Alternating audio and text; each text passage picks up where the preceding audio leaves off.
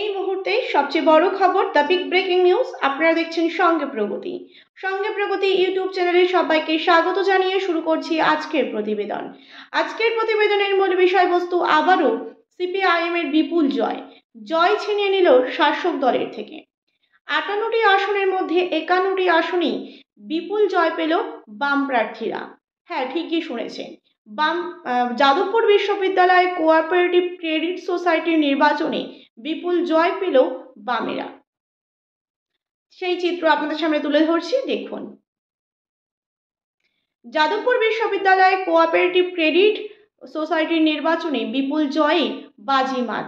লাল আবিরের খেলা শুরু হয়েছে প্রার্থী থেকে শুরু করে বাম সমর্থককারীদের মধ্যে, এবং বাম গণতান্ত্রিক প্রগতিশীল প্রার্থীদের মধ্যে জয়ের উল্লাস চোখে পড়ার মতন ছিল।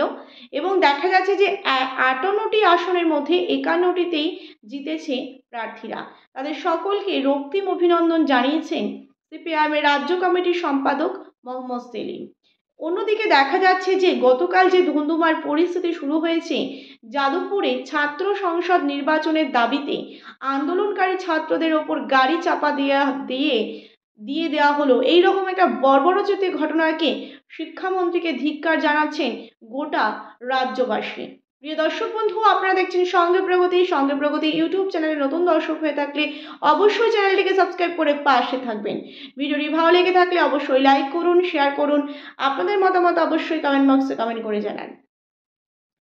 এইভাবে যে গাড়ি চাপা দিয়ে চলে গেল, এবং দেখা যাচ্ছে যে সেখানে কিন্তু একটি ছাত্র বা একটি যুবক ভীষণ খারাপভাবে তিনি কিন্তু আক্রান্ত হয়েছেন, বা বলা যেতে পারে তিনি কিন্তু গাড়ির চাকায় পিষ্ট হয়ে গেছে, এক প্রকার বলাই যেতে পারে। এবং দেখা যাচ্ছে আর যাদবপুরের মিডিয়া কি করছে সেটা নিয়ে উল্টো নাটক শুরু করে দিয়েছে যথারীতি, এবং দেখাচ্ছে যে সিপিআইএম দলটির ওপর কিন্তু একটা রাগ ক্ষোভ উগড়ে দিচ্ছেন। কিন্তু যাদবপুর সেক্ষেত্রে এইরকম ভাবে যে একটা বর্বরোচিত ঘটনা, তীব্র নিন্দা বা ধিক্কার জানানো হচ্ছে শিক্ষামন্ত্রী ব্রাত্য বসুকে। 2026-এর বিধানসভা নির্বাচনের আগেই যাদবপুর থেকে কিন্তু বিপুল জয়ী হয়েছেন বাম প্রার্থীরা। আরও একবার কিন্তু লাল আবিরের খেলা খেলতে দেখা গেল যাদবপুর থেকে। সুতরাং বলা যেতে পারে যে এবারের নির্বাচনে সিপিআইএম কিন্তু ভালো ফলাফল করে এগিয়ে থাকতে পারে যাদবপুর থেকে, তা কিন্তু আর বলার অপেক্ষা রাখে না। জয় ছিনিয়ে নিতে গেলে কিন্তু লড়াইয়ের ময়দানে টিকে থাকতে হবে, এবং লড়াইয়ের ময়দানে টিকে থাকাটা কিন্তু অনেকটাই শক্ত ব্যাপার। একদিনে হবে না ঠিকই, কিন্তু চেষ্টা চালিয়ে গেলে একদিন ঠিকই হবে, এটাই কিন্তু আশা এবং প্রত্যাশা।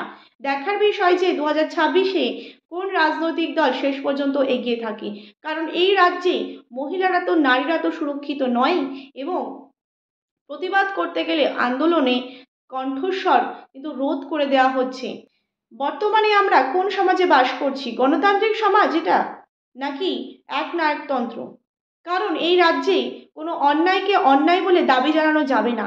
অন্যায়ের বিরুদ্ধে রুখে দাঁড়াতে গেলে, প্রতিবাদ করতে গেলে এই একই রকম পরিস্থিতি তৈরি হচ্ছে, যেটা গতকাল দেখা গেল যাদবপুরে।